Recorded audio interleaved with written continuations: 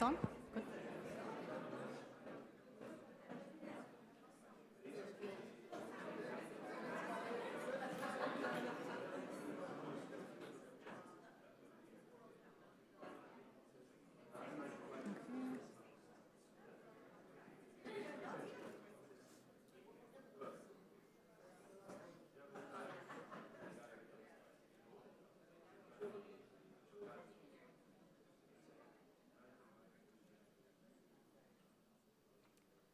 Good morning, ladies and gentlemen. Thank you all for being with us today.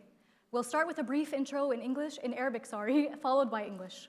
Assalamu alaikum wa rahmatullahi wa barakatuh. سيداتي وسادتي أسعد الله صباحكم.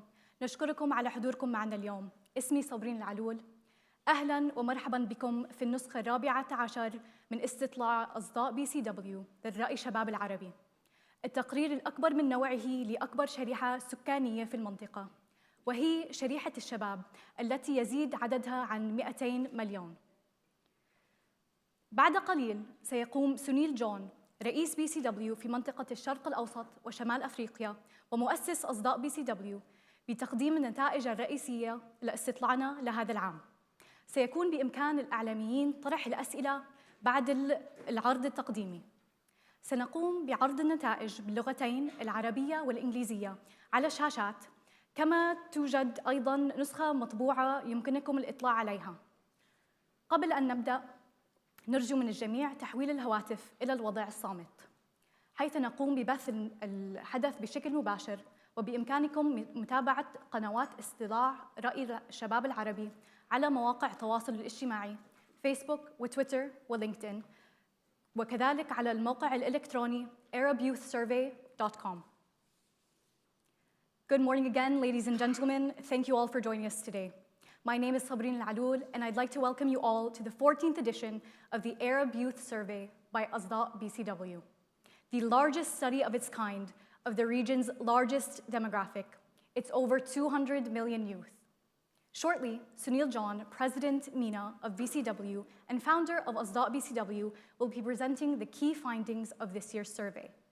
We welcome your questions on the findings after the presentation. The presentation will be displayed in both English and Arabic on the big screens behind me. We also have printed copies that you can refer to. Before we begin, we kindly request you all to switch your phones to silent. We're live streaming this event, and you can follow us on Arab Youth Survey's Facebook, Twitter, and LinkedIn, as well as on arabyouthsurvey.com.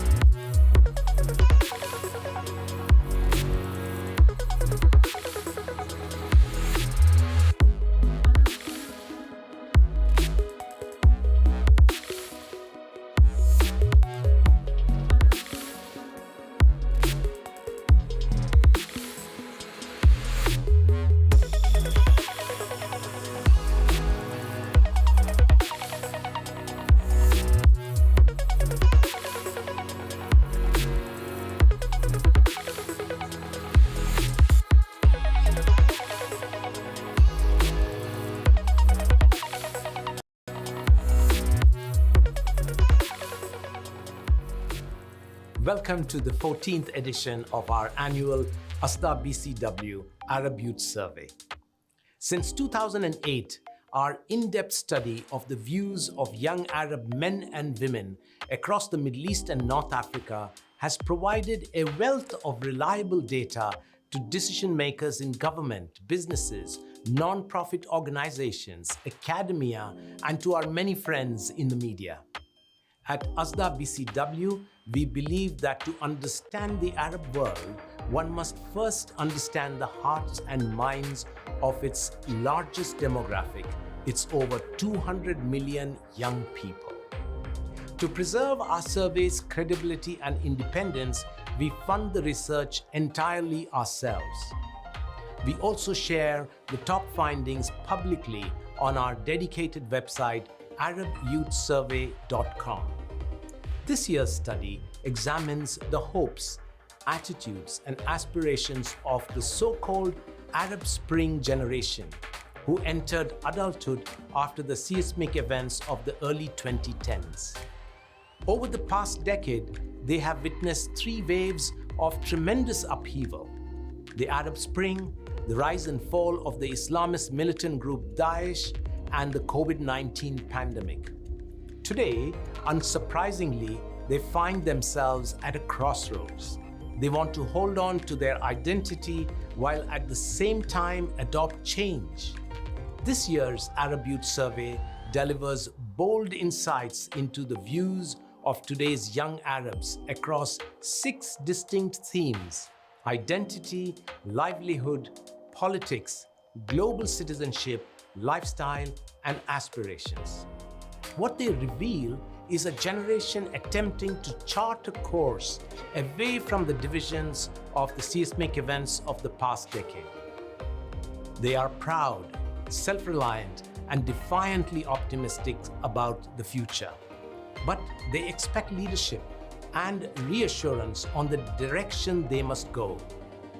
We hope you find the results of our 14th annual ASDA'A BCW Arab Youth Survey as fascinating and as stimulating as we have. As always, we would be delighted to hear your views.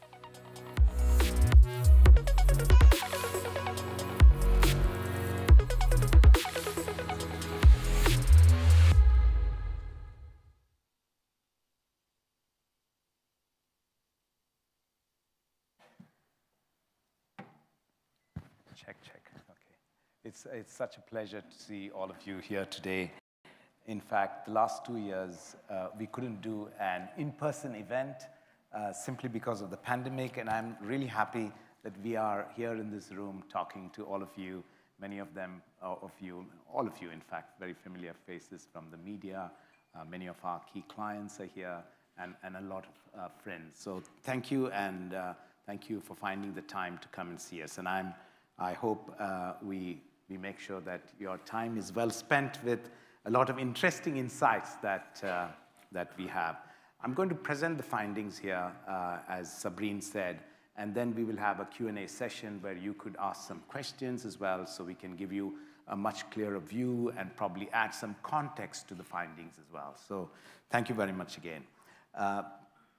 As the video talked about, I think this is indeed an interesting time in the region, a fairly tumultuous period, as I said in the video as well, where we saw these 3 waves of upheaval in the region. And I think what we are talking about is what we call the Arab Spring generation. What do these people think about today? And what we are talking about is this historic moment where they are at a crossroads, where they are looking at where do they want to go. I think when you look at the insights, these are 18 to 24-year-olds, but I find it fascinating that such a young age group has such a brilliant, mature view of their past, their current, and their future. And I think that is why we call this the theme, Charting a New Course. And I think, as I said, it is the young Arabs that will actually, kind of chart out the future of this region. And it is extremely important for us to be able to hear them. And we started this, way back in 14 years ago, simply because we wanted to bring that voice to all of you, to governments, to businesses, to multilateral institutions, because most often the voice don't get heard. When we started it, there wasn't much research. There wasn't much evidence-based insights that decision makers had. But I think this has definitely changed the course, and we are so happy that our Thought Leadership Initiative has brought that to the fore to key people in the region. What I will present today is an abridged version of the full deck that you have, just to make sure that we are able to pinpoint the main findings and you get the real flow of what is there. We are actually live streaming this event, so for a number of people who are joining us from various parts of the world, welcome again to all of you. And if the camera reaches you, make sure you smile. Yeah, you're on camera. Okay, I need to then move on to the, do we have the slides, please? Yeah. Okay. So does everyone see the English and Arabic? Yeah? Is it okay? Yeah. I hope I'm not in your view. Okay. Okay, so I want to go through the methodology of the slides very quickly. We talked to 3,400 young Arabs, and these are face-to-face interviews. Why do we call this the largest survey of its kind of the region's largest demographic? Because we do face-to-face interviews. Online, you can do thousands of them, but the reliability of face-to-face is an extremely important point that I would like you to appreciate. That takes time, it takes investments to be able to do that. And we did this across 50 cities in 17 Arab countries. The young people we talked to are in the age group of 18 to 24. The sample is split 50-50, men and women, male and female. And the survey took place this year between May 13th and June 16th. We made sure that the sample is weighted equally for both gender as well as countries, actually, because we wanted to make sure that each country has a vote like the UN system. So that's the methodology we looked at. When we present the findings to you, we present it in 3 different regions. We call it the region splits, because we believe, and we've seen this over 14 years, that while there is a lot of commonality across the Middle East, there are distinct differences in the 3 different regions that we have identified here. The Gulf countries, of course, the oil-rich, the wealthier countries have a different outlook of the future. The Levant and other, and these are countries that include Iraq, Jordan, Lebanon, Palestinian territories, and Syria. And to that, we have also added Yemen. So that is a sample. We call it a little bit of a troubled sample, because, as you know, many of those countries are now recovering from conflicts, and you can see that their point of view is very, very different. And then, of course, you have the populous North African sample, which is, of course, Algeria, Egypt, Libya, Morocco, Sudan, and Tunisia. So wherever we can, we actually look at how these insights are different for these 3 regions, and I'm sure you will see a lot of commonalities, as I said before, but very distinct differences. These are the cities that we went to, the 50 cities I talked about. For instance, in the UAE, we went to Dubai, Sharjah, and Abu Dhabi. So we make sure that we have a national sample. When we talk to the sample in the UAE, we only talked to nationals to make sure that we have a pure sample of Saudis, of UAE, of Kuwaitis, and Bahrainis, and others. So you can see it's a national sample, but it's, we don't go into rural areas. So it's kind of urban, semi-urban. And as I said before, we wanted to make sure that the countries and genders are weighted equally, so that, you know, a vast population like Egypt won't sway the findings, and that's the methodology that we use. This year, if for those who follow our survey every year, we always present the top 10 findings. This year we said, let's understand, having looked at insights and looked at tracking data for 14 years, which is actually a wealth of data that we hold, we felt this year that we must present those findings in 6 emerging themes, and these are the ones that we are looking at. My identity. What is the Arab identity? Who is the Arab? Is this young Arab? And here we looked at, does religion define you? Is it traditional values? Is it Arabic language? Is it my family or my tribe? You know, what defines this? And it's a very, very interesting subject that we've been looking at for a few years now. The second, of course, is livelihood. I mean, young Arabs have, as you know, gone through this hugely, difficult phase of seeing the Arab Spring, the rise and fall of Daesh or ISIS, and then the debilitating pandemic that actually changed people's lives quite dramatically. And in livelihood, we asked young people, how do you see the quality of education? We looked at, is it difficult to get a job? And if you look for a job, where do you look for those jobs?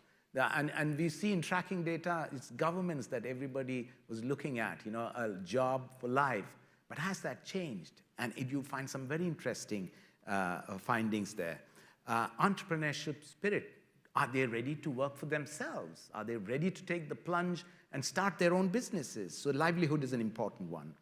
My politics. And, most of these young people, the sample that we have here, 10 years ago, were just 6 years to 12 years.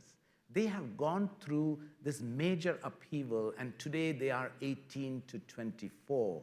And you can pretty much see what is their point of view on their politics. And here we ask them, what do they want today? Do they want democracy? Do they want stability? How do they view their government's policies on youth? What are they looking at? Gender rights, for example. We asked these young men and women, do men and women have equal rights in your country? We'll find some very surprising findings, especially challenging some of the stereotypes we know about that some of the Western press, for instance, have. But moving forward, we looked at my global citizenship. And here we looked at, what is their model nation in their mind? We asked the question, where do you want to live? Which country would you like your own to emulate? We then asked them, who are your friends? Who are your country's allies and adversaries? And you see some very interesting findings here. The traditional foreign affairs or diplomatic equations have changed completely, at least in the minds of these young people. And then looking at lifestyle, many of you from the media will find this very interesting because we're talking about where do they get their news? How do they consume news? Which of the social media channels are the most popular? Do they find it difficult to disengage with social media? Does it impact their mental well-being? How much time do they spend on shopping online? And you can see some dramatic change. We've tracked this for 7, 8 years, and the kind of online shopping that young people do, and it's a massive business, of course. And then while all of those 5 themes are about the here and now, the final one about my aspirations is about their outlook. How do they look at, are their best days ahead of them? Do they think that their life, the future life, is going to be better than their parents? What do they think about their economies in their country? And of course, are the economies going in the right or wrong direction? And then a new question that we actually posed about 4 years ago is their propensity to emigrate to another country. Are you planning to emigrate to another country? And this has been a key finding and a surprising trend this year as well. So those are the 6 themes we're going to explore today with you, and I'm sure you'll find it interesting. So let's go on to the first finding, and that is on my identity. And here, religion is central to the personal identity of young Arabs, yet they want religious institutions to reform. Here's the finding which actually talks about, we asked the question, which of the following is most important to your personal identity? Religion at 41% dominated the entire sample. And we looked at questions such as my religion, my nationality at 18%, my family, my tribe at 17%, my Arabic heritage at 7%, my political beliefs at 7%, my language at 5%, my gender at 5%. So you can see religion dominates how young people define themselves. And when you really look at the regional splits, as you can see, GCC religion defines the GCC youth at 45%, North Africa at 54%, but in the Levant as low as 24%.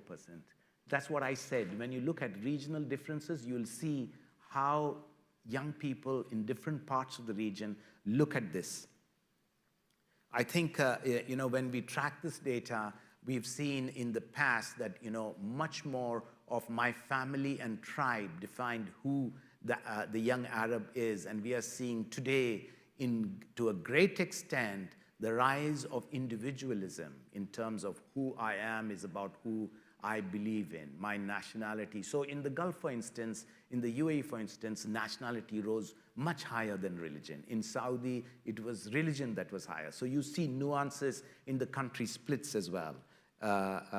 In Palestine, 30%, which is the highest, named my language as what defines them. So you have big differences there. Having said that,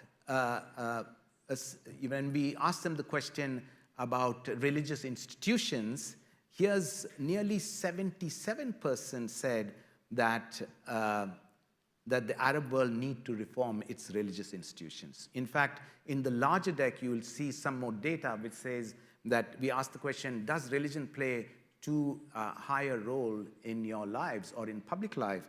And nearly three-quarters, 73% said religion plays too big a role in the region. So while religion defines them in terms of public life, they feel that religion institution should reform and probably play less of a role in public life. Over three-quarters of young Arabs in the GCC, that's 76%, in the Levant, 74%, and North Africa, 79%, agree religious institutions should reform. So you see a common requirement across. These are some of the common themes that see across these three regions. And of course, as you can see in the bar chart, the percentage of young Arabs saying religious institutions should reform have increased over the past 2 years from 66% in 2020, 68% in 21, and 77% this year. Then we posed a question to young Arabs. What is important for you? Preserving our religious and cultural identity as one, and creating a more tolerant, liberal, and globalized society. So we give them a choice here. And 65% across the entire sample, as you can see in the pie chart, agreed that preserving our religious and cultural identity is more important than creating a more tolerant, liberal. You like that finding? Indeed, yeah. I think 2/3 of the young Arabs agree with you. 65% say they want to prioritize preserving that. The sentiment is highest in the Gulf at 75%, while just over a half, 55% in the Levant. See again how things change. In certain countries in the Levant, it's actually quite low. And 2/3 in North Africa, 66% say preserving their religious and cultural identity is more important. Most young Arabs, and this came as a surprise this year, most young Arabs would like Sharia or Islamic law to be the basis of their legal frameworks in their country. Across the GCC, 70% of young Arabs, and in North Africa, 60% said the laws in their country must be based on Islamic law. However, in the Levant, a majority, roughly about 59%, want their laws in their country to be based on common civil law. In a nutshell, our findings on My Identity reveal that young Arabs want to hold on to their identity while at the same time adopt change. Much of the variance is by different regions, with more conflict-affected areas generally less inclined to follow traditional values, instead seeking a more liberal approach. So that's our, oh, I'm sorry. Are we on the right slide? Okay. I'm just trying to find, okay. Okay, this is something we added as well, which is, majority of young Arabs outside the GCC say Arabic language is less important to them than their parents. And as you can see, 55% across the sample, 40% in the GCC, and 64% in North Africa and Levant at 60%. Nearly 3/4 of the young Arabs are concerned about the loss of traditional values, and you can see that drop happening across the board. Most young Arabs say preserving their religious and cultural identity is more important. I think we've crossed this. And the country. I think we're using the full deck, Tricia. I think we should use the abridged deck. Are you there? I think we need to use the abridged deck, not the full deck, because that will take a lot of time for our guests today. Do you have one? Yeah, can you shift that? Okay, I'm sorry. We'll just get back to the right deck here.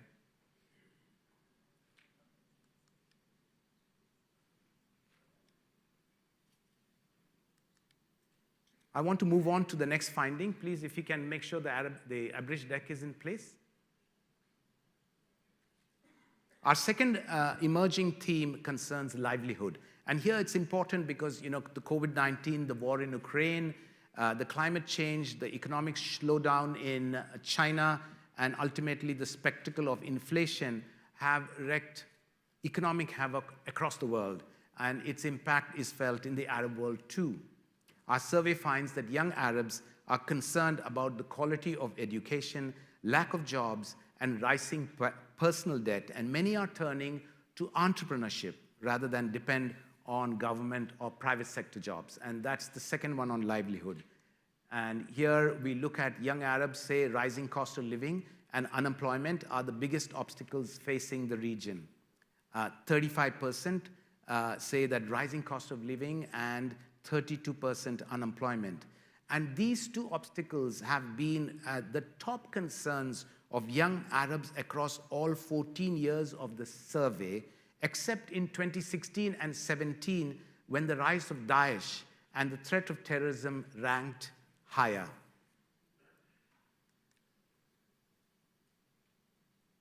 I think we should shift to the shorter deck, please.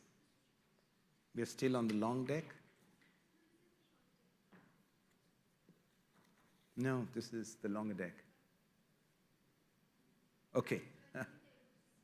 They can't switch. Okay. So I'm going to just skip some of these to look at.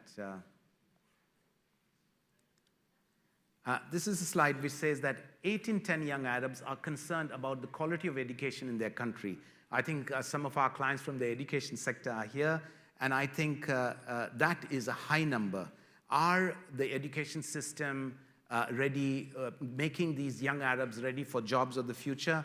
And here the concern is very high, and it's high across the GCC at 83%, North Africa at 84%, and Levant at 81%. Here we are looking at half of young Arab youth believe it would be difficult to find a job in their country, 49% across the sample. And as many of you know, unemployment has been a persistent concern all through these years. In fact, a decade ago, the World Economic Forum reported that there is an urgent need to create 100 million jobs in the region.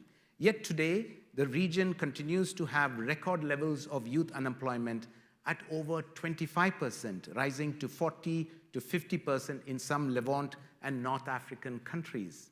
This year, when we asked how difficult it was to find a job in their country, nearly half of all young Arabs said it was difficult. This rises, of course, understandably in the Levant as high as 73%, as you can see. And then the exact opposite in the Gulf, but still high at 15%. And so you can see this is the biggest problem, creating the jobs across these vast markets. And when we ask them the question, thinking about the future career, would you prefer to work in government? And here you can see 39% said they're looking at government, still the top choice, but when you look at the last 4 years, there's been a dramatic drop of 10% in terms of looking for government jobs. When you look at private sector, again, a fall of 8% from 28 to 20%. But it's a huge dramatic rise of 12% of people who want to work for themselves. The entrepreneurship spirit is very high. The fact that young Arabs want to be self-reliant is a very good green shoot finding, which should please a lot of government and actually look at encouraging that even more. Because we all know governments is maxed out, private sector is yet finding its foot in terms of creating those kinds of jobs. The next section is on politics, and here we looked at the survey on the hopes and attitudes of the Arab Spring generation. Many are only now coming into their formative years, having witnessed such important changes in the last decade. And we feel they are at a crossroads. And I think what the finding says here, that the Arab Spring generation says promoting stability is more important than democracy. And here you see, we asked the question, we had two choices. Strongly, somewhat agree on promoting stability over promoting democracy. 83% said that they wish stability over democracy. And you can see that across the three regional samples. 87% in the Gulf, 82% in North Africa, and about 81% in the Levant.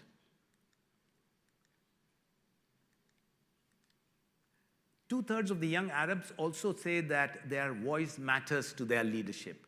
And here again, I think this is an important finding.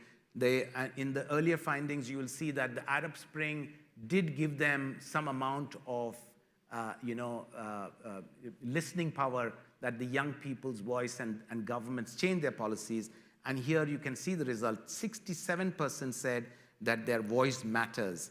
And when you look at the regional splits, 88% in the Gulf, 67% in North Africa, and in the Levant, about 50%. But less than half of these young Arabs, except in the GCC, feel their governments have the right policies to address their issues. In the GCC, an overwhelming majority of young Arabs, 87%, say their governments have the right policies. On the other hand, when you look at the Levant, nearly as many as 79% say their governments do not have the right, say their governments do not have the policies to address their key issues. So you can see a diametrically opposite from the Gulf to the Levant. And North Africa, I think it's a little better picture, but still 59% say that the governments do not have the right policies to address their issues. And here, I think a lot of people will find this interesting in terms of gender parity. A majority of young Arab men and women say they have equal rights. And this is very interesting. Overall sample, about 59% feel that they have equal rights than men, equal rights with men. Then you have about, and when you look at the men and women sample, women said 59% felt that they have equal rights, and the men felt 62% have equal rights. 32% of the women felt that they have more rights than men, which is quite an interesting one. So I think applause to all the women here, I think.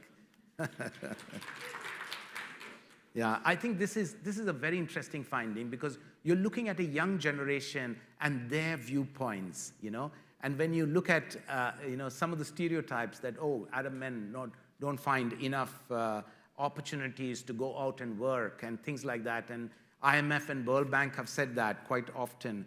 And when you really look at the question, most young Arabs believe that having more women in the workplace will benefit their country. And that's a high at 82%. As high as 90% in the Gulf, 78% in North Africa, and 77% in the Levant. And I think this is a fabulously interesting finding and a seriously good green shoot finding as well.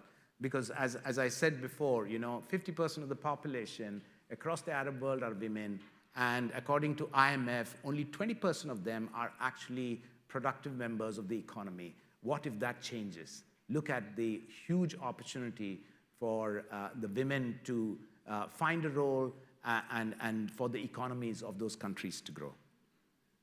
Fourth theme is about global citizenship. And here we are looking at results that suggest that young Arabs are fast changing their opinions, beliefs, and allegiances. Young Arabs are looking for and finding new friends and new places. There is a dynamic shift in the outlook of foreign affairs, with China emerging as the region's top ally. And for the 11th consecutive year, most young Arabs say UAE is the country they most like to live in and their own nation to emulate. And here's the finding, which I'm sure all of you will find very interesting. We asked the question, which country in the world, if any, would you like to live in? And the young people were given a choice of about 30+ countries, from the most developed countries to some markets in the region, as well as nations in Asia. And when we introduced this question in the year 2012, where about 33% voted, and it was a number one as well, at 33%, the UAE. And this year, 11 years later, we're looking at the highest at 57%. And this is some tracking data that we want to present to you. UAE has always stood out as number one. This year, in the year 2022, the second after less than half, actually, is the United States at 24%, Canada at 20%, France at 15%, and Germany at 15%. So a great testament to the visionary leadership of the UAE, the fact that young Arabs look at this as a model nation, that this is where things have worked and benefited both citizens and residents of this great nation. The next one is about the second question we asked: which country, if any, in the world would you like your own country to emulate? And this is so much a model nation question. UAE stood out as well and has consistently been a model in young Arabs' minds. This year, for instance, from 37% in the UAE, US stood at 22% as the second choice, Canada at 18%, Germany at 14%, and then tied at 5th place is France and Turkey at 11%. We asked the question, the question was specifically about UAE. Which of the following phrases, if any, do you link with the UAE? And 27% said a growing economy. 26% said safe and secure environment.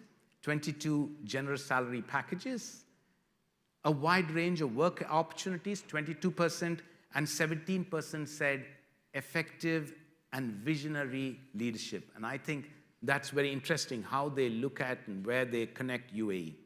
Now, moving on to foreign affairs, and here we asked the question, do you consider a country an ally or an enemy? And here you're seeing China move up to number one position. They have actually, hasn't come as a surprise. When you look at tracking data, and you'll see that in the larger deck, China has consistently grown as an ally. Is it a foreign affairs ally? Is it an economic ally? Is something we need to delve a little deeper. But look at China at number one, Turkey 77% at number two, Russia at 72%. And then the traditional allies of the region, UK at 70, not too far behind, France at 70, and the US at 63% is at 6th place. But the fact of the matter is, over the last 5 years, US was as low as 33%, has risen dramatically in terms of favorability to 63%. On the bottom, you'll see Israel at 12% being seen as an ally, but 88% see Israel as an enemy. Iran, equally, 67% see Iran as an enemy. But I must tell you, when we delve a little deeper into the findings, you will see the Gulf nations have changed their view on Israel. I mean, 5 years ago, Israel was at 3%. Today, they are at 12%. The Abraham Accords has definitely had a change in how young people in the Gulf see Israel, and we can see that in the findings as well.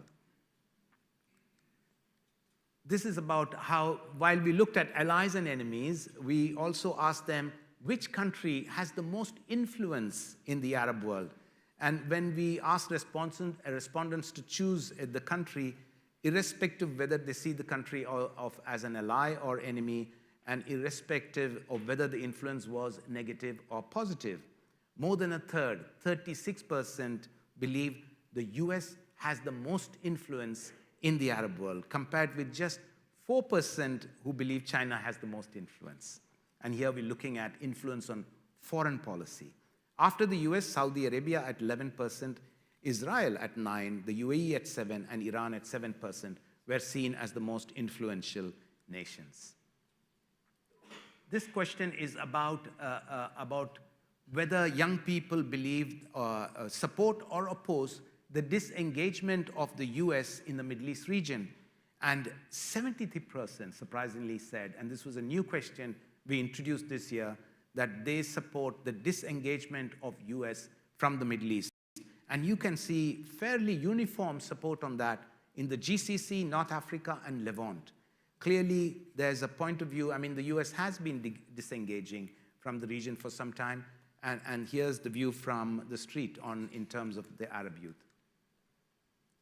Now, this might surprise many of you. We asked the question, who is primarily responsible for the conflict between Russia and Ukraine?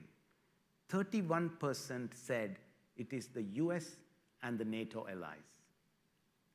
Only about, you can see, 15%, or rather 18% said Russia is to blame.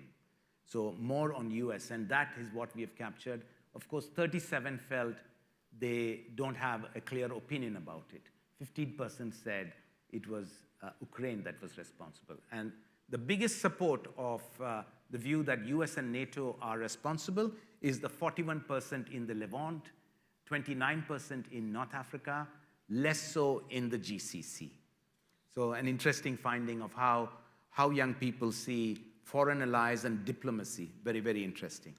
Moving on to the fifth one, my lifestyle. And here we're looking at how the pandemic had impacted a lot of young people. They were stuck in homes. They were glued on to their mobile phones and TV and reading stuff. And the fact that the GCC has internet penetration of near 100%, as well as 65% across the Levant and North Africa, we are seeing more and more young Arabs glued on to the media. And the fact that internet penetration has provided that has actually led to many young Arabs spending more time on social media, but they struggle to disconnect, and online shopping is booming. So when we looked at, how often do you visit each of these following channels? WhatsApp, of course, came at 82%, top of the heap. Facebook at 72%, Instagram at 61%, YouTube at 53%, TikTok at 50%. It's a new entrant there. Snapchat at 46%, Twitter at 33%, and LinkedIn at 12%. But here's an interesting finding of how these channels have been doing over the last 3 years.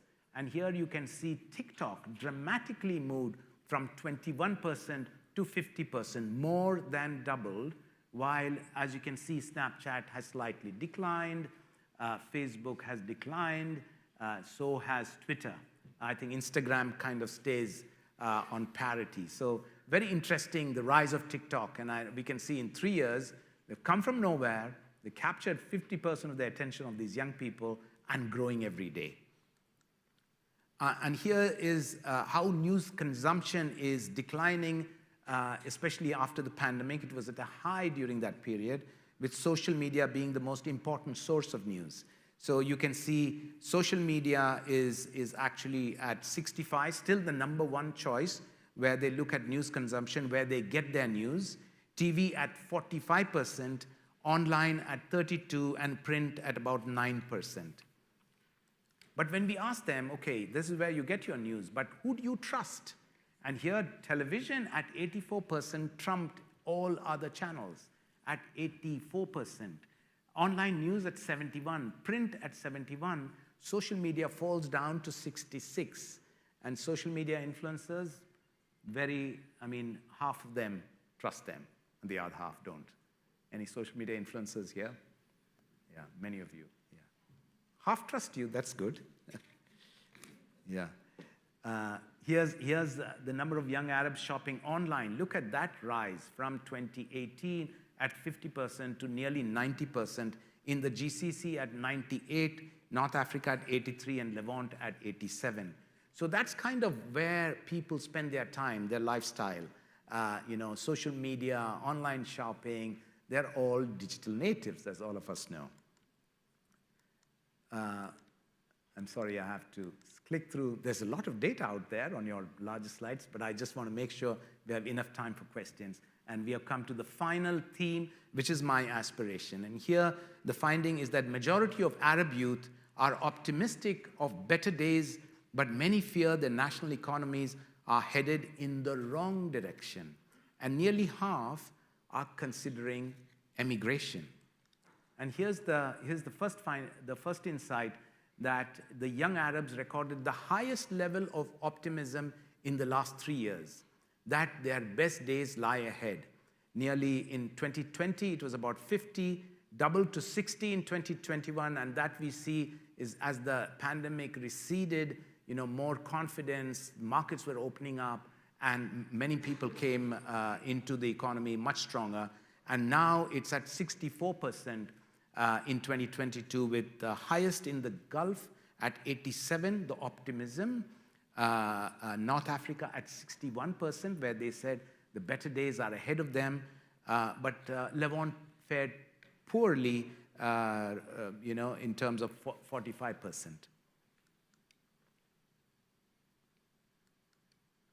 Over half say their national economies are going in the wrong direction. So this is a question, say, where's your economy heading in 2020? 53% said that the economy is heading in the wrong direction. And look at the regional splits here.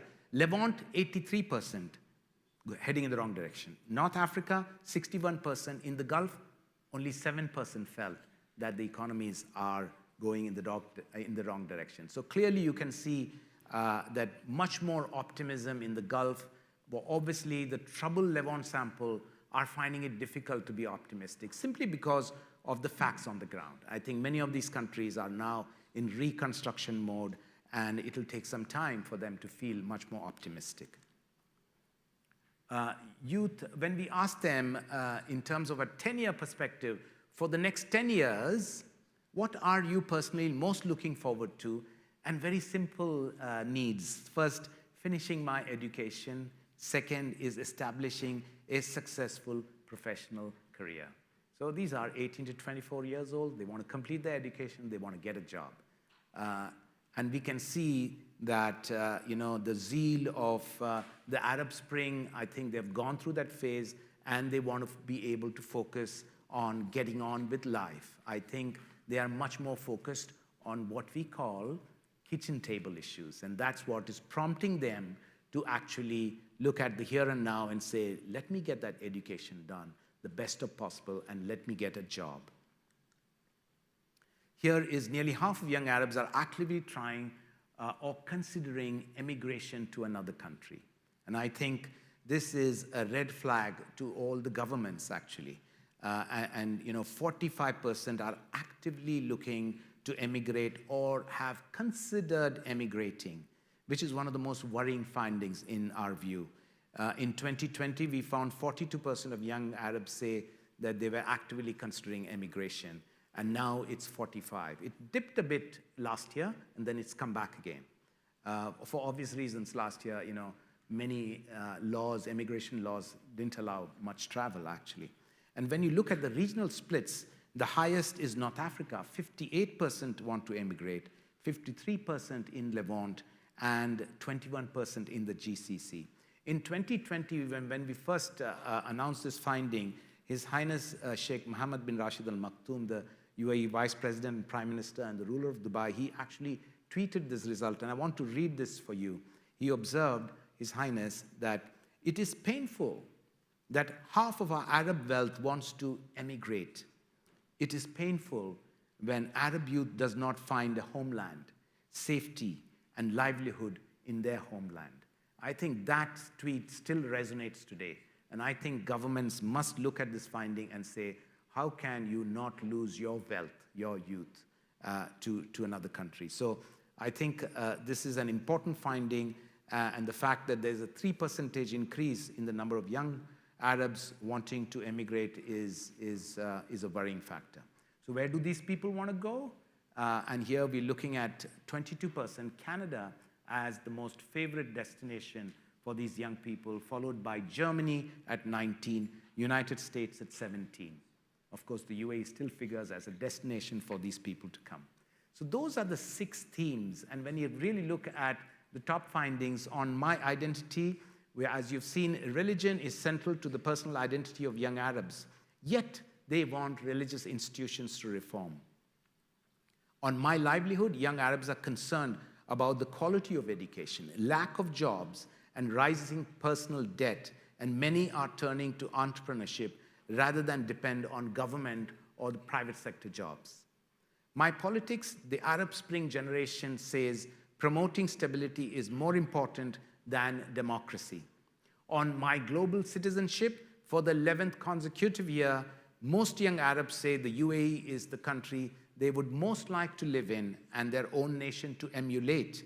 The global allegiances appear to be shifting pretty dramatically, with China now being established as a top ally. My lifestyle, that theme, young Arabs spend more time on social media and struggle to disconnect. Online shopping is booming. On my aspirations, most young Arabs say their best days lie ahead, but many fear the national economy is headed in the wrong direction. But worryingly, nearly half are considering emigration. So those are the findings. I hope you found them interesting. I'm sorry I took longer than I should. You please do spend some time on the larger deck. We have uploaded this on our website, arabyouthsurvey.com, where you can find tracking data across the last 14 years. You can see our reports and our white papers from 2008 all the way till here. I would now like to invite my colleague, Sameh Hamtini, our Executive Vice President for Regional Operations, to join me on stage, where we can take some of the questions that you may have on the, on any of the findings. So, opening the floor for questions here. Thank you. Since this is a live stream, the cameras will come to you. Please do identify yourself when you get the opportunity to ask that question before we give you the answer. So thank you very much.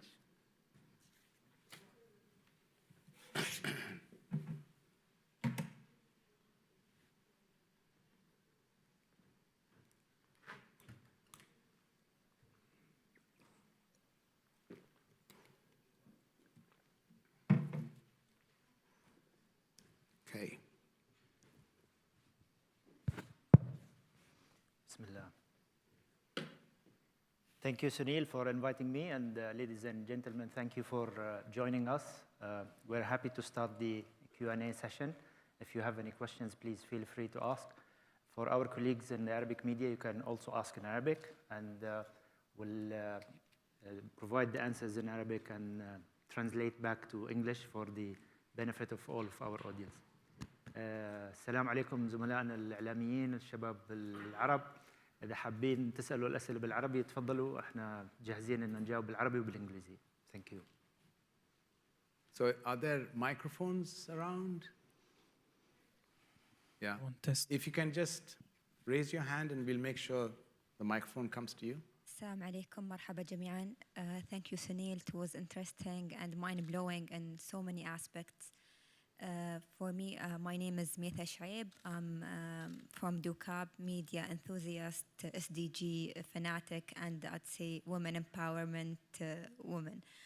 صراحة whatever has been discussed and shared and the big data that you have ready for everyone, I'd call it again mind-blowing. And my question is, since you had this study since 2008, Yes. like 14 years of big data shared to everyone, did any governmental entity benefit from that? Did they formulate any rules from the data? That would be like, for me, when I saw some of the elements, I thought like, okay, that's great. I'm gonna share it with whatever connection that I have.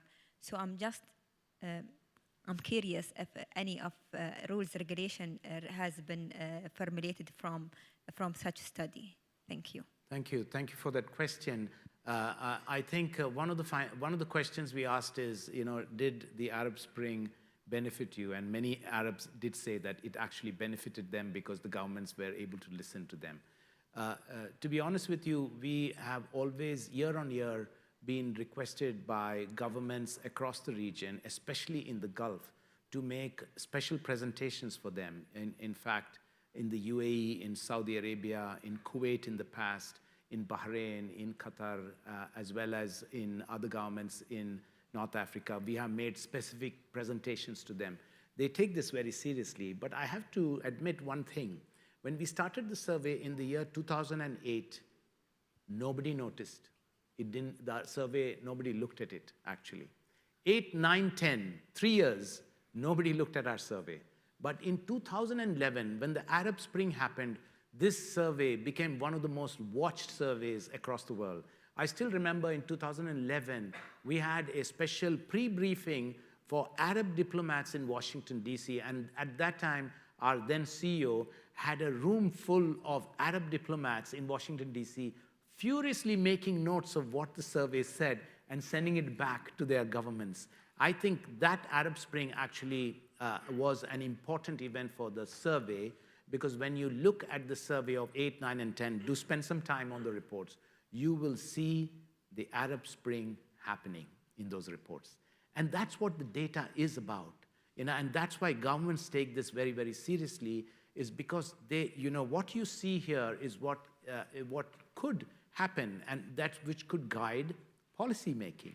So to answer your question, yes, we've seen governments take this very seriously. In fact, there was no tradition in the region of listening to the voice of the citizen. I think in many ways, this study actually changed that. The focus on listening, the voice, and the process of consultation has been a new development in the region. We can take a little bit of credit for that, I think.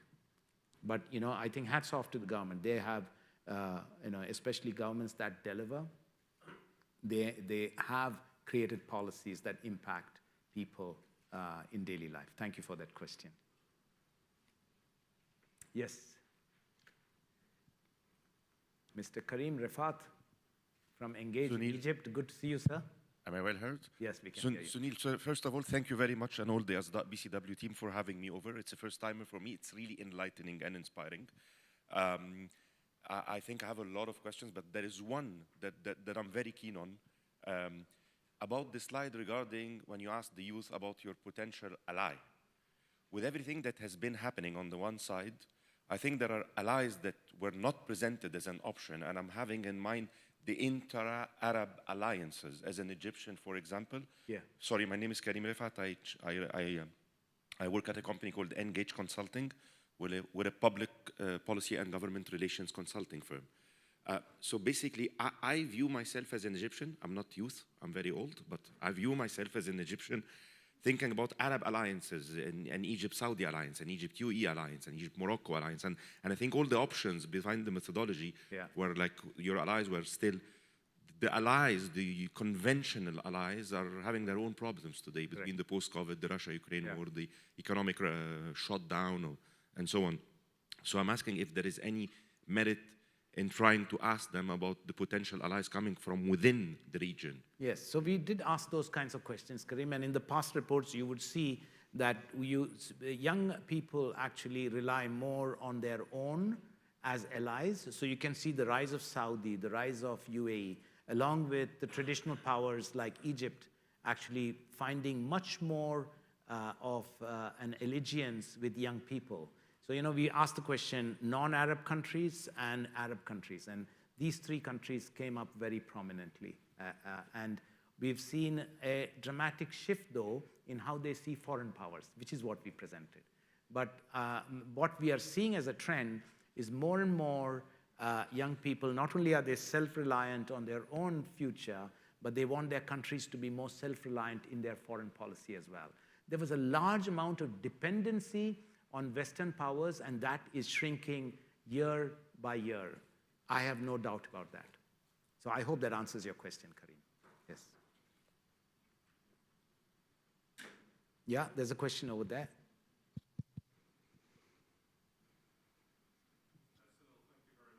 Sorry, is that on?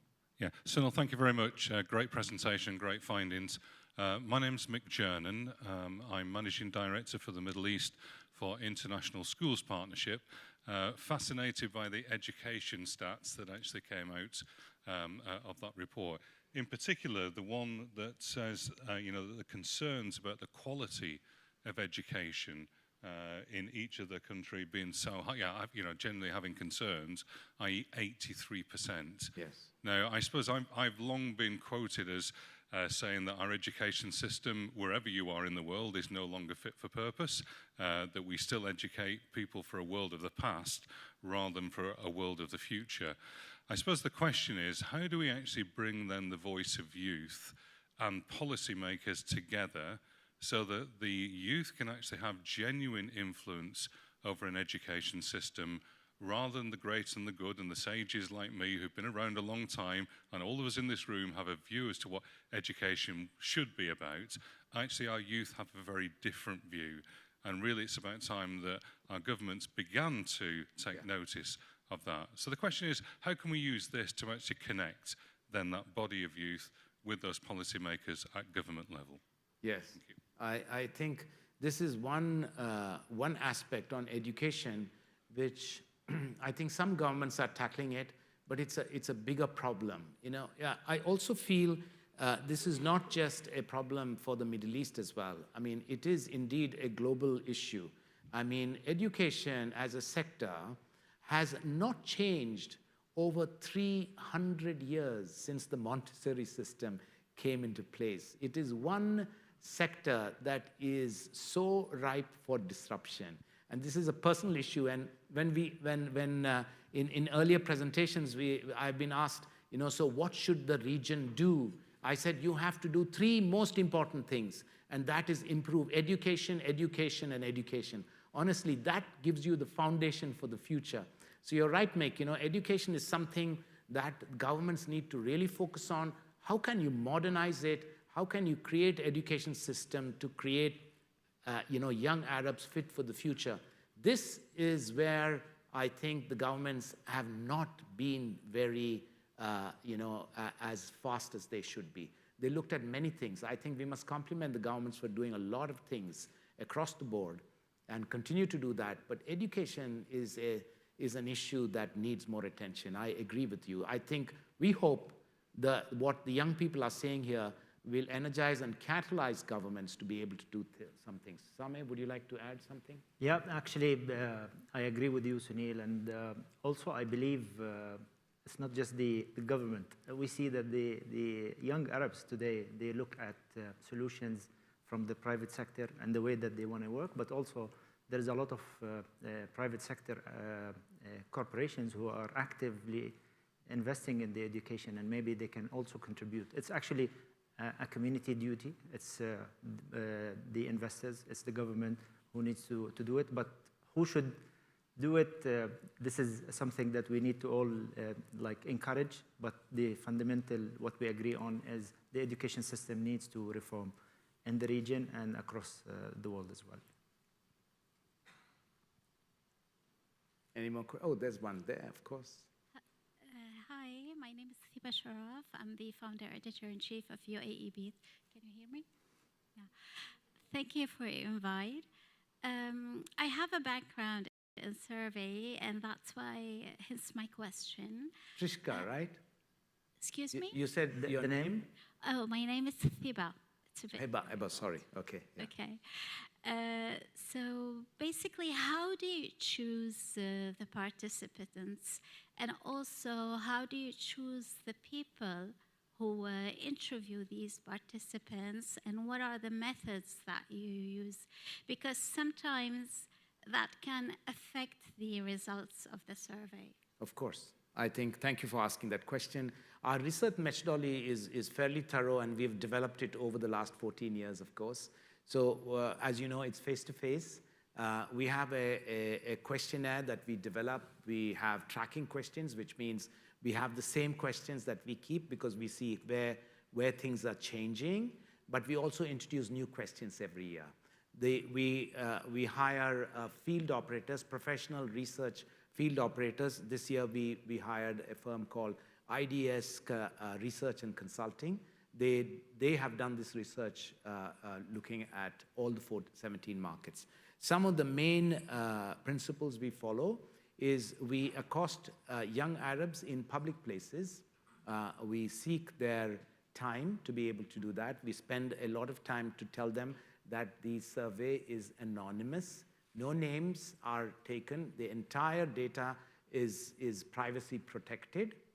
No data on who's speaking is kept as a record. And then in the first part, there are something like 22 screener questions in terms of who's this male, female, age group, education qualification, those kinds of things. Once they qualify, they get into the new survey. Sometimes we use some incentives for people to come on to the survey.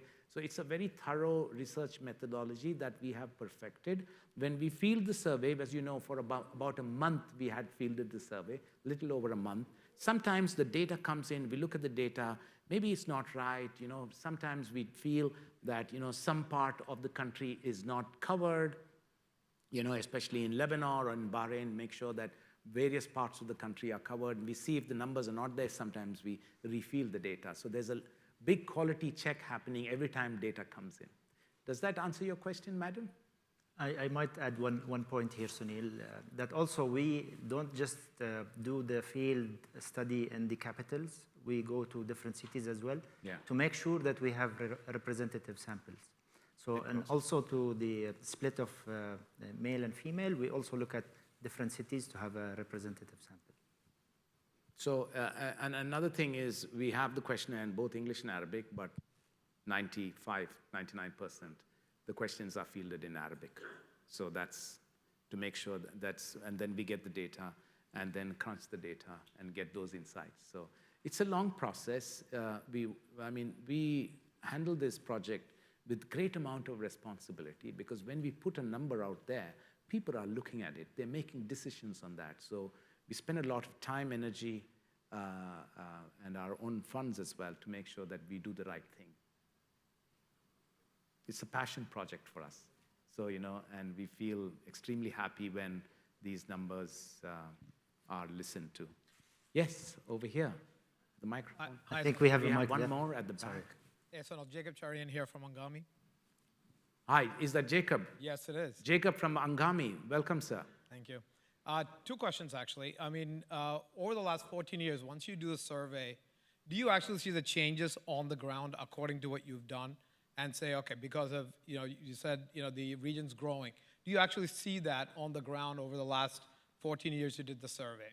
And number two, it's very interesting to me that a lot of the young people want to get out of the region, but people like myself who come here from the US, or I just read that thousands of Israeli families are moving to the region, we see in a totally different light. It's an emerging market.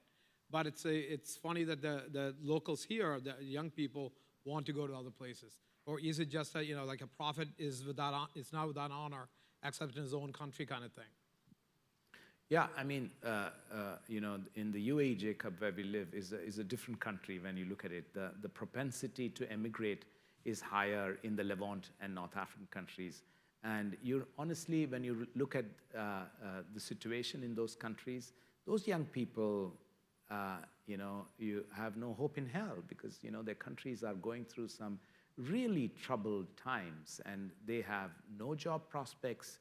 There has been no education. An entire generation, especially in countries like Syria and Iraq, have lost they have had no education. So, you know, when you look at that, for them to say, you know, I'm not getting any hope here, let me look elsewhere. So, you know, but when it comes to countries like in the Gulf, you have 0% people looking for emigrating outside. So it depends on region, and that's why we give you those regional splits, because you can't make a, you know, they say, you know, oh, Middle East, one big mass of land, a swath of land of 400 million people. But the truth is, the Middle East is very much a region divided. You know, when you look at those three regions, three different approaches. So broad brush approaches don't work in the region. You have to look at each of those regions differently, and that's when the insights really matter. And I think that's what we've looked at. I think that's one question. What was the other one? Do you see change on the ground? You know, our job is to look at that research, provide that evidence-based insight, and hope that businesses and governments and international institutions have a much informed view of the future. We have seen there's been a lot of change on the ground. It pleases us, but our job ends when we present these findings. So we are a communications firm. We are not an activist organization. Okay. At the back, yes, and I think there's a question over here as well. Come to you. السلام عليكم. ممكن أسأل السؤال بالعربي؟ تفضلي. أنا سلمى حمد الشامسي من وكالة أنباء الإمارات. بغينا نعرف من هم قدوة الشباب العربي أصبح الآن مع التواصل الاجتماعي، ومدى تأثيره على الشباب العربي، ومدى تأثيره على الدين وعلى الأخلاق وعلى العادات والتقاليد. هذا السؤال الأول. السؤال الثاني، ما هي مقومات دولة الإمارات العربية المتحدة لجذب الشباب، خاصة أن الاستطلاع كان ما بين 18 إلى 24، فهالعمر شو هم طموحاتهم؟ هل هم الدراسة والتخصصات النادرة؟ هل هم ما بعد الجامعة؟ شكرا. السؤال معلش، وآخر سؤال، ما هو هاجس الشباب العربي؟ هو المال، الشهرة، الاستقرار، الأمن، المستقبل؟ ما هو هاجس الشباب العربي؟ Okay. Yeah. Actually, it's three questions.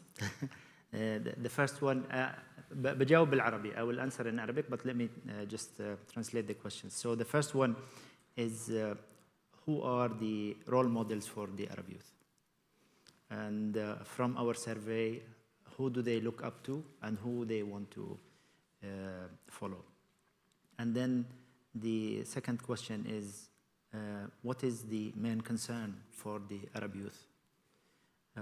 سؤال ثالث, okay, the third one was specifically about the UAE. What did they see in the UAE and why they choose it as a role model nation for them? So I'll start answering the last question on the UAE. دولة الإمارات الشباب العرب عبروا عن اهتمامهم بالطريقة اللي القيادة الحكيمة في دولة الإمارات تخطط فيها للبلد. وقالوا أن فرص العمل الموجودة والحياة الآمنة والقيادة، الرؤية السديدة للقيادة اللي تخطط لمستقبل الدولة. هاي أبرز المقومات. طبعا في أرقام عديدة وفي نسب أعلى موجودة في الدراسة اللي نحن بنعطيكم نسخة عنها، ممكن تاخذ التفاصيل، بس هاي أبرز 3 أشياء. وهاي ترى مش أول مرة يختاروا دولة الإمارات، نحن على مدى 11 سنة كل سنة الإمارات هي البلد رقم 1. ويمكن احنا تكلمنا على ان في اختلاف في وجهات النظر بين الشباب العرب حسب المناطق اللي هم مشاركين فيها، لكن اكثرهم يجمع على ان دوله الامارات هي المثال اللي يجب ان يحتذى والبلد اللي هم حابين يعيشوا فيها. الهاجس عند الشباب العربي، طبعا نحن نتكلم على فئه عمريه بين 18 ل 24 سنه. الهاجس الرئيسي عندهم التعليم، انهاء مراحل التعليم، بعدين الحصول على وظيفه، وأن للأسف كان النقطة الثالثة أن الهجرة برا بلادهم. فهاي الأشياء اللي طبعا ارتفاع تكاليف المعيشة وغلاء الأسعار بدأت تؤرق الشباب العربي وتعتبر واحدة من المشاكل اللي طلعت معانا في الدراسة وموجودة التفاصيل عليها في البرزنتيشن. رول موديل كبيرسون أو القدوة اللي يشوفوه كشخص، نحن سألنا هذا السؤال بس بنعلن عنه بعدين في مرحلة لاحقة. من المشاهير في العالم العربي كان اختيار حر وبعدين الشباب اختاروه، ما بتكلم عنه اليوم، لكن ممكن نعلن عنه في فترة لاحقة. كان سؤال نسأله لأول مرة هاي السنة. I'll translate quickly my answers. The first one was about the UAE, why the Arab youth look at the UAE as a role model nation. We've actually represented that data. It is the three main reasons. One of them is the opportunities that the UAE provide. Second is the safety of the country. Third is the vision of the leadership and the plan for the future for the country. The details of the specific reasons why the Arab youth chosen the UAE as the role model nation is in the deck. The third question was about who's the role model as a person for the Arab youth. I've actually revealed that we've asked this specific question, but we are not announcing it now.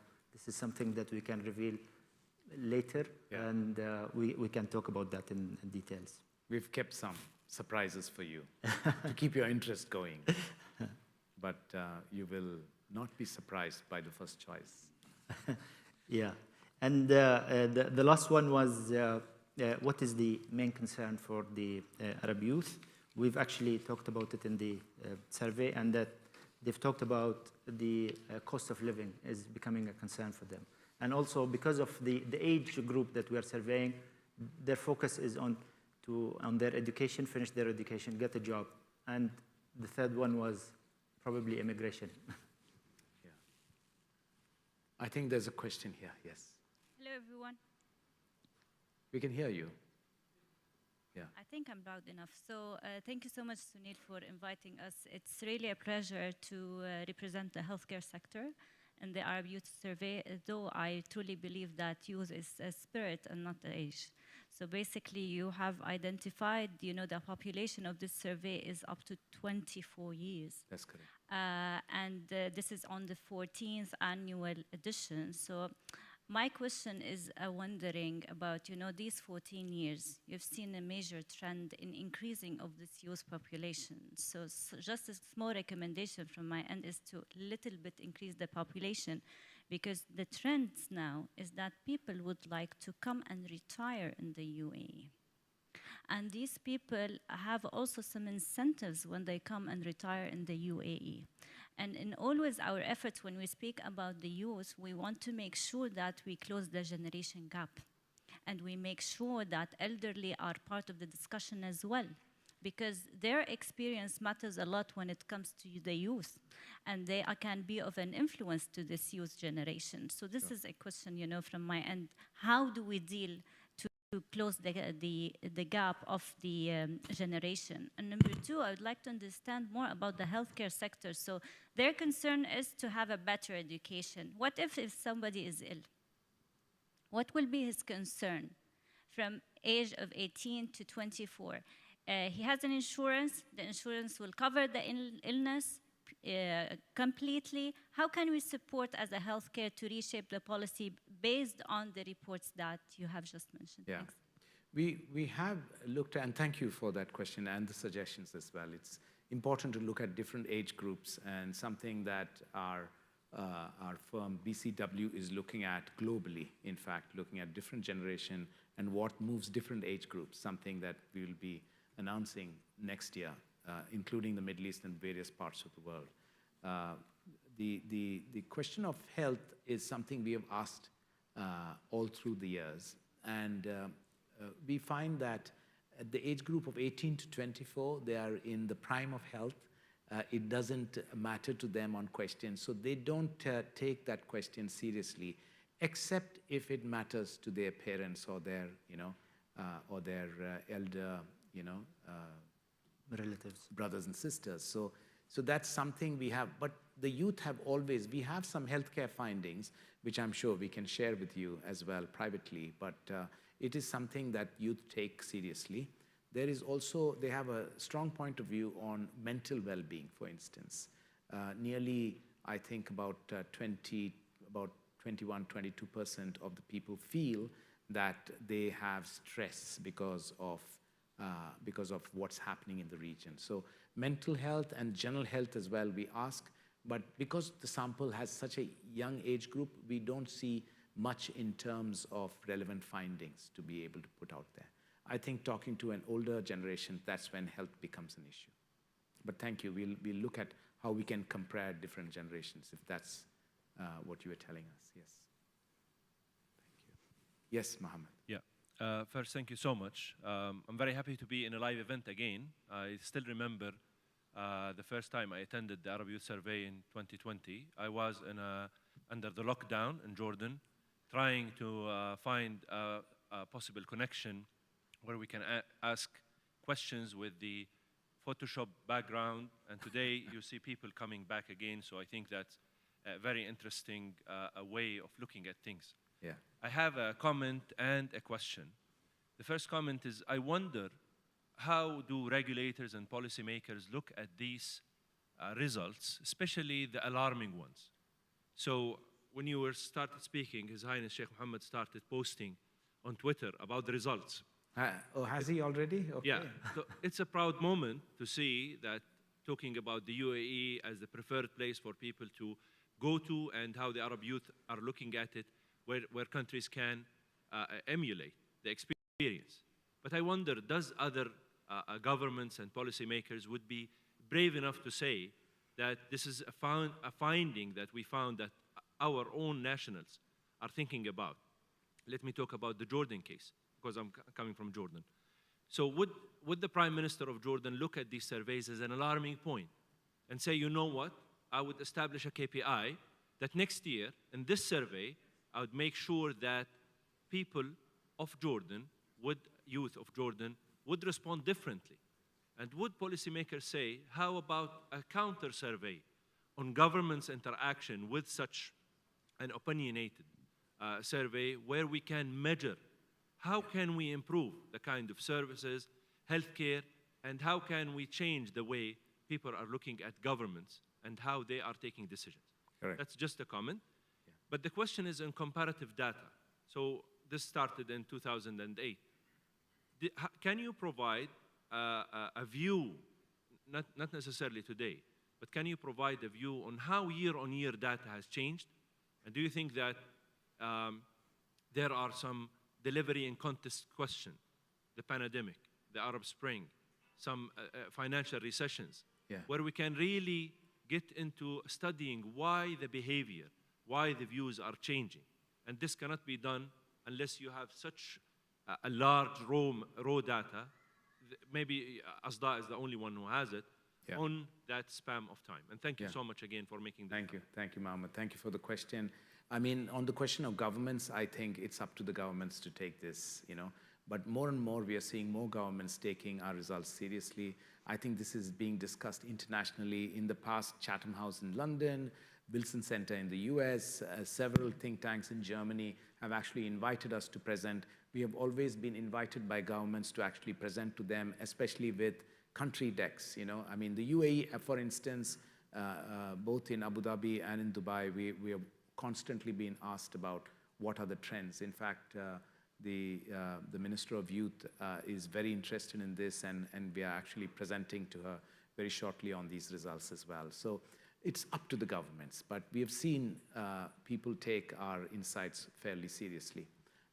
Talking of Jordan, this year we wish to actually do an event in Jordan with the Jordan country deck, and we are actually in discussion with the Jordan government on this. So hopefully, Sami is working on that. Hopefully in October, we'll invite you, Mohammed, for that special event in Amman. And so thank you for your question. So are we looking at trends? Of course, we have a wealth of data. I mean, when you really look at it, we have over nearly 40,000 interviews, and that data sits with us. And we are seeing trends, and we are looking at a large, ambitious project of how we can put it all together into a report that actually gives you the perspective of 14 years. That is a wealth and a huge asset that we have built. Of course, it's our proprietary data, and we will be looking at how we bring some of those larger trends. We've shown you today how things have changed from the need to live in a democracy to a need to look at stability. So that has been a dramatic change that you've seen over the past decade. there are many of those kinds of changes. Some have remained the same. Identity has changed dramatically. As I said, earlier you would say, what defines you? My family, my tribe was the number one. Today it's my religion, it's about my language, it's about my nationality. So you see the rise of the individual rather than people defining themselves in groups. So I think you can see those really good trends, and it means a lot for people in government and a lot of people in business as well, because when you see the rise of the individual, they are able to make decisions at an individual level rather than at a group level. So it's very interesting.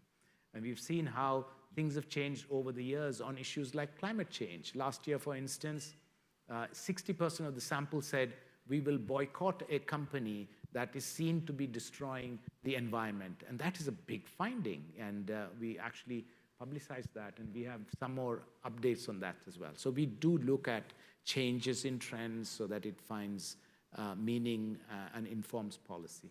Yeah, actually, just commenting on this environment thing, because if we look at the data in the previous years, probably 10 years ago, the concern about environment and climate change did not figure out in the top 10 findings in the Arab youth, but then started to move up, and now they're ready to boycott companies who are not considering the environment. So.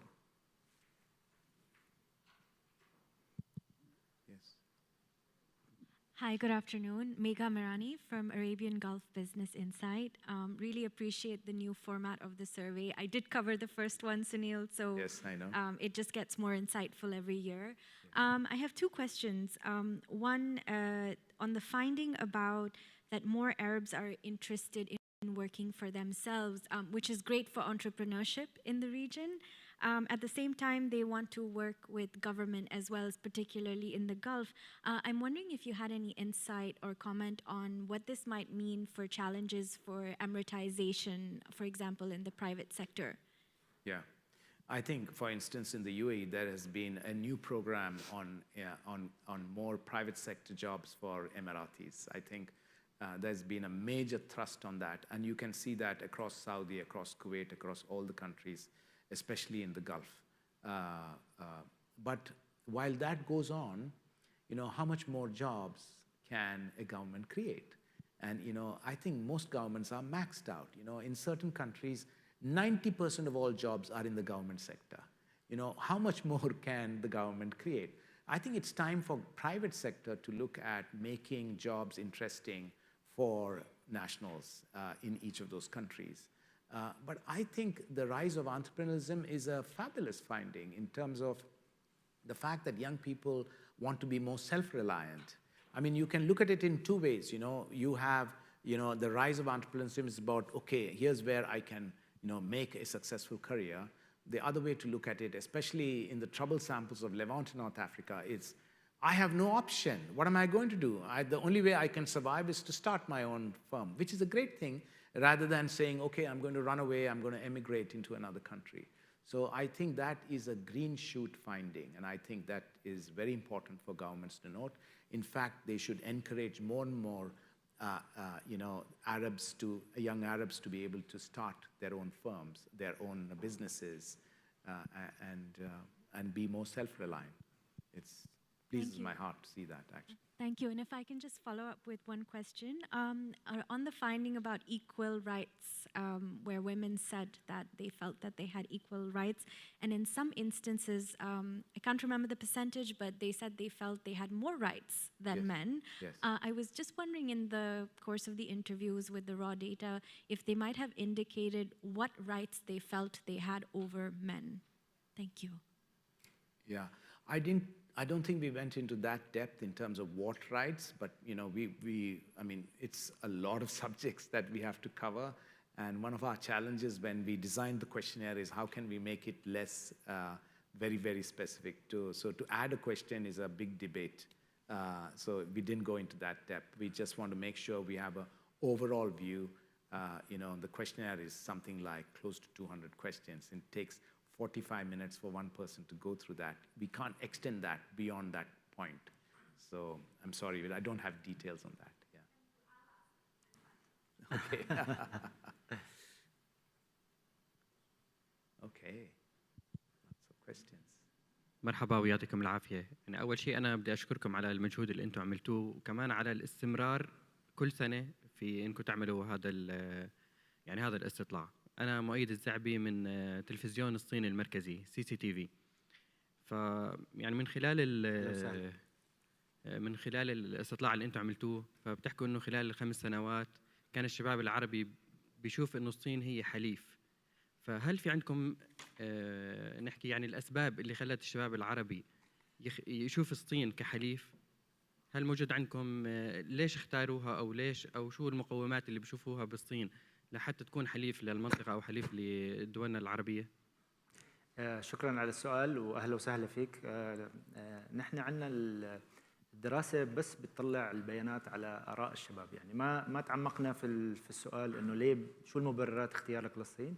بس احنا مثل ما حكينا انه الصين صار لها 5 سنوات بتتقدم بمراتب، كل سنه بتزيد اعلى من السنه اللي قبلها، وهلا وصلنا لمرحله انه الصين هي الحليف الابرز حسب رؤيه الشباب العربي.